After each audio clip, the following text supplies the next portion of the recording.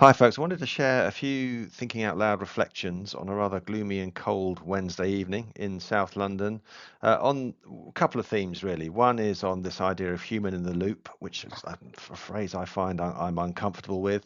But then also, what does that loop or those loops look like in L&D, and to what end are humans being brought into and managing loops to greater effect? So I was inspired in part by this quote from Ethan Mollick in his newsletter, I think it was last week, suggesting on reflection that human in the loop is evolving from the sort of quality control of humans fixing AI mistakes to humans directing AI work. I think he was inspired by, I suppose, the apparent progress of the release of Gemini 3 in terms of quality of LLM output and insight, but also looking ahead to how these then get applied in agentic workflows. Another terrible, almost English phrase. I'll put a link into that. It's a really interesting reflection. I was also inspired by the conversation I had with John Helmer on the Learning Hack podcast, which was a few weeks ago now, but I think came out on Monday of this week. I'll link to that in the comments as well,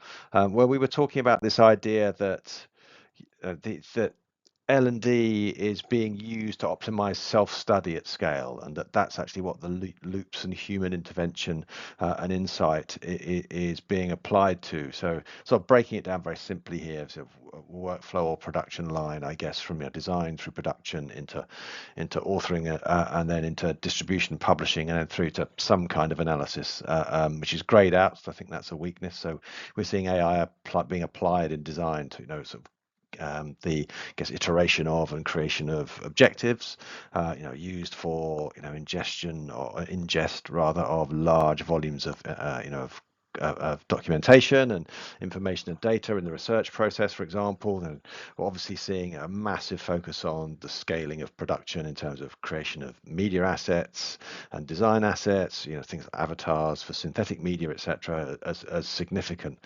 efficient inputs into the authoring process. So we're seeing in structural design, I guess, sort of scaled and automated things like creation of assessments, sort of managing SCORM outputs, use of AI assistants in learning design, etc. All of these components are sort of bubbling up and actually, as perhaps another thought to share another time, I think that there's a significant amount of transformation going on in the authoring market as a result of these steps. And then into the distribution and publishing in the learning system. So they say upload, management, and assignment into the LMS or the LXP, should there be such a thing, curation, recommendation, etc. So there's an enormous amount of efficiency, accuracy, personalization, and scale, at play here in those different loops and the humans in those multiple loops.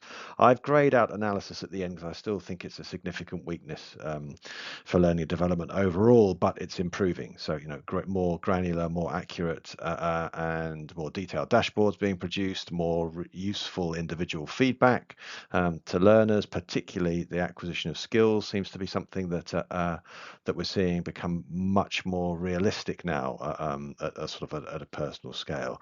And I guess the change that Ethan Mollick was hinting there was, agents making some kind of super loop or sort of managed workflow.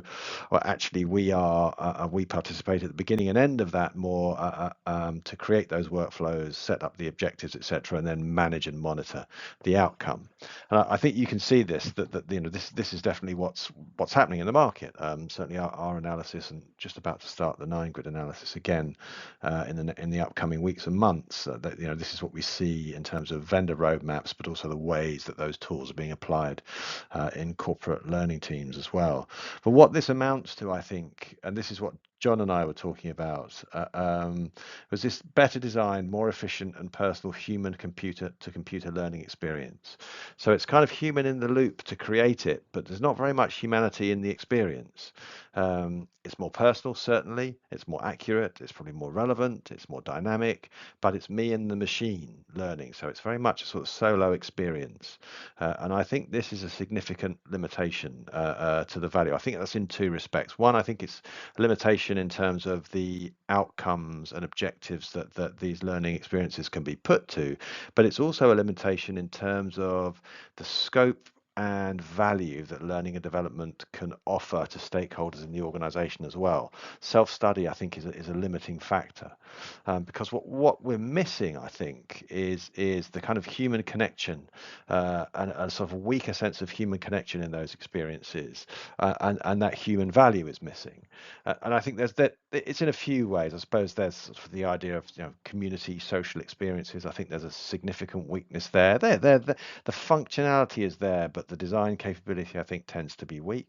So live events and live moments are available, but not necessarily being addressed by this focus of AI on the efficiency of these workflows. I think the shared experiences are also, I think, undercooked, and I think probably perhaps the one that I think is most valuable is the notion of learning specialists, and learning designers, learning experience designers as a sort of facilitator, orchestrator, conductor of these kind of human connections and human experiences. I think there's something significantly missing in the industry there, and I don't see yet a lot of investment in that gap in capability. Perhaps because it's not being demanded enough and hasn't been demanded enough. I think that's probably true.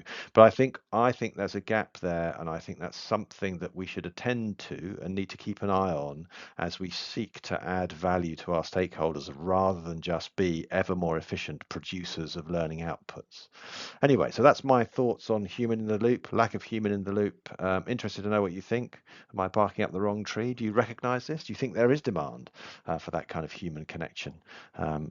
Anyway, let me know what you think.